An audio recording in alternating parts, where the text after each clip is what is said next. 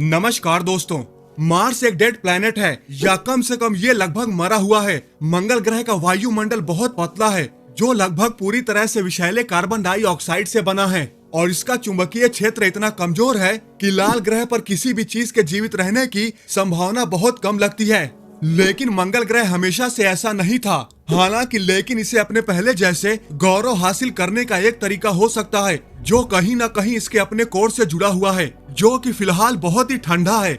लेकिन सोचो अगर इसके कोर को फिर से गर्म कर दें तो क्या होगा।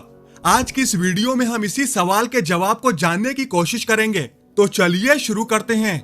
तो दोस्तों, नासा के जेट प्रोपल्शन लैब द्वारा 2003 में किए गए अध्ययन से पता चला कि मार्स का कोर पूरी तरह से ठोस नहीं है। सूर्य के ग्रेविटेशनल पुल से ग्रह पर पड़ने वाले प्रभाव की वजह से मार्स का कोर एटलीस्ट पार्शियली पिघला हुआ होना चाहिए।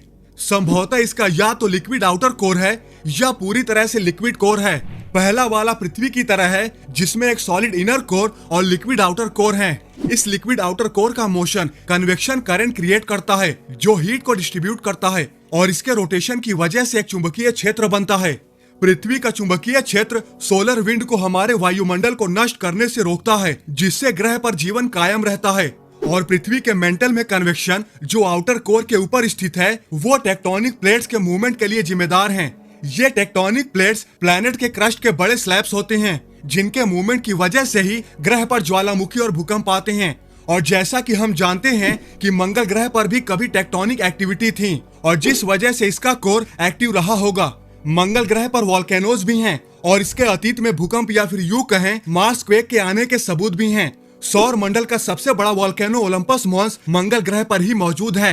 हालांकि साइंस अभी तक हमें ये नहीं बता पाया है कि ये राक्षस, जो माउंट एवरेस्ट से तकरीबन 2.5 गुना ऊंचा है, ये एक्टिव है या नहीं।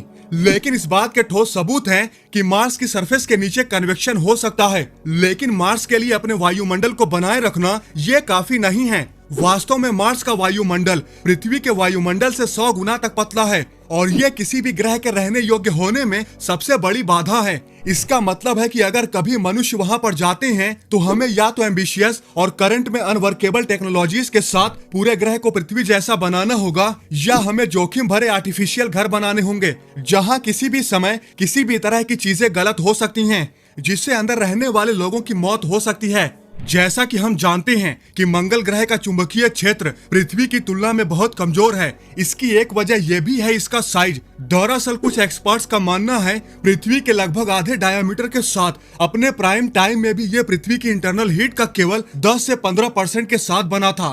समय के साथ ये गर्मी नष्ट होती गई। दरअसल ग्रह की क्रस्ट और मेंटल में रेडियो एक्टिव डीके से उत्पन्न गर्मी की भी एक शेल्फ लाइफ होती है। मार्स के साथ 3 से 4 अरब साल पहले यही हुआ था, और इसी वजह से ये उजाड़ लाल चट्टान बन गया, जिसे हम आज आसमान में देखते हैं। ये इतना ठंडा हो गया है कि ये अब चुंबकीय क्षेत्र उत्पन्न नहीं कर सकता था, जिससे इसका वायुमंडल सूर्य की घातक सौर हवाओं से नष्ट होने लगा। और एक्चुअली ये अभी भी ऑन गोइंग प्रोसेस में है। मार्स को टेराफॉर्म करने के लिए सबसे एम्बिशियस प्रपोजल में से एक है कि एक नया मैग्नेटोस्फीयर बनाने के लिए मार्स के कोर में कन्वेक्शन शुरू करना। चूंकि मार्स पर वायुमंडल था, और हो सकता है कि इसने अपने जीवन काल के पहले अरब सालों तक सभी तरह के जीवन का समर्थन किया हो, इसलिए यह सैद्धांतिक रूप से वर्केबल सॉल्यूशन हो सकता है। अभी फिलहाल आज के समय में मैग्नेटोस्फीयर पूरी तरह से खत्म नहीं हुआ है, ये बस अविश्वसनीय रूप से कमजोर है। मार्स को सांस लेने लायक एटमॉस्फेयर देने के कुछ और भी तरीके हैं। फॉर एग्जाम्पल, इसे नॉन टॉक्सिक परफ्लोरोकार्बन या PFC जैसी ग्रीन हाउस गैसों को भर देना। लेकिन जो सौर हवाएं मार्स की सतह पर आ रही हैं, उसकी तुलना में तेज गति से, तभी ये संभव हो सकता है। लेकिन इसके लिए ग्रह की सतह पर गैसों को बाहर निकालने के लिए सैकड़ों डेडिकेटेड फैक्ट्रीज की आवश्यकता होगी। हम मार्स की ऑर्बिट में मैग्नेटिक शील्ड से लैस एक सैटेलाइट भी भेज सकते हैं। एक ऐसा आइडिया जो एक्चुअली 2017 में नासा के शोधकर्ताओं द्वारा प्रस्तावित किया गया था। ये एक बड़े इलेक्ट्रीफाइड कॉपर के सोलेनोइड का रूप ले सकता है, लेकिन इसके लिए भारी मात्रा में बिजली की आवश्यकता होगी। लेकिन इतने बड़े चुंबक के पास सेंसिटिव इक्विपमेंट रखने से अपनी ही समस्याएं उत्पन्न होगी। तो इसलिए कन्वेक्शन को शुरू करने के लिए कोर को गर्म करना एक क्रेजी विकल्प हो सकता है। लेकिन हम ऐसा कैसे कर सकते हैं? तो दोस्तों, हमें सबसे पहले ग्रह के केंद्र तक ड्रिल करने की तकनीक विकसित करनी होगी।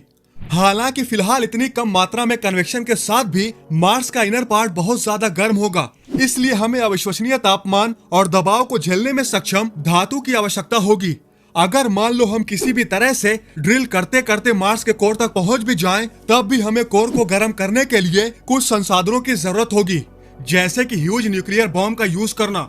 हालांकि मार्स पर परमाणु बम ले जाना, फिर उन्हें मैग्मा की पिघलती हुई सुरंग में ले जाना, फिर उन्हें गहरे भूमिगत विस्फोट करना थोड़ा जोखिम भरा लगता है, और ये बताना भी मुश्किल है कि हमें अपने साथ कितने परमाणु बम ले जाने होंगे। लेकिन मंगल ग्रह के छोटे साइज के बावजूद ग्रह के केंद्र को गर्म करने के लिए अभी भी बहुत ज्यादा ऊर्जा की आवश्यकता होगी।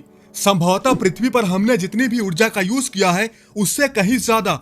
लेकिन हमारे पास दूसरा विकल्प भी है, लेकिन उसके लिए हमें ज्यादा धैर्य की जरूरत है। न्यूक्लियर फिजन के बजाय न्यूक्लियर फ्यूजन का यूज करने का एक तरीका हो सकता है। फ्यूजन और फिजन दो टाइप्स के न्यूक्लियर रिएक्शन होते हैं जो ऊर्जा पैदा करते हैं।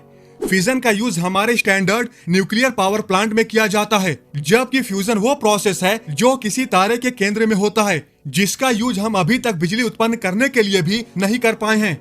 अगर हमें भविष्य में ऐसा करने का कोई तरीका मिल जाता है तो हमारे पास मंगल ग्रह के केंद्र को गर्म करने का एक बहुत अच्छा तरीका होगा। भविष्य में हम मंगल ग्रह के अंदर गहराई में विशाल फ्यूजन जनरेटर बनाने में सफल होंगे, ताकि कोर को गर्म किया जा सके और मैग्नेटोस्फीयर को शुरू किया जा सके। इससे मंगल ग्रह के इतिहास का एक नया स्वर्ण युग शुरू होगा। समय के साथ मार्स फिर से रहने योग्य हो जाएगा। शायद इतनी जल्दी नहीं कि ड्रिलिंग पर काम करने वाले इसे देख सकें, लेकिन एक दिन भविष्य में यह जरूर जीवन का समर्थन करने में सक्षम होगा। मार्स ने शुरू में लगभग 1 अरब सालों तक अपने वायुमंडल को बनाए रखा, इसलिए ये कम से कम इतने समय तक फिर से ऐसा कर सकता है।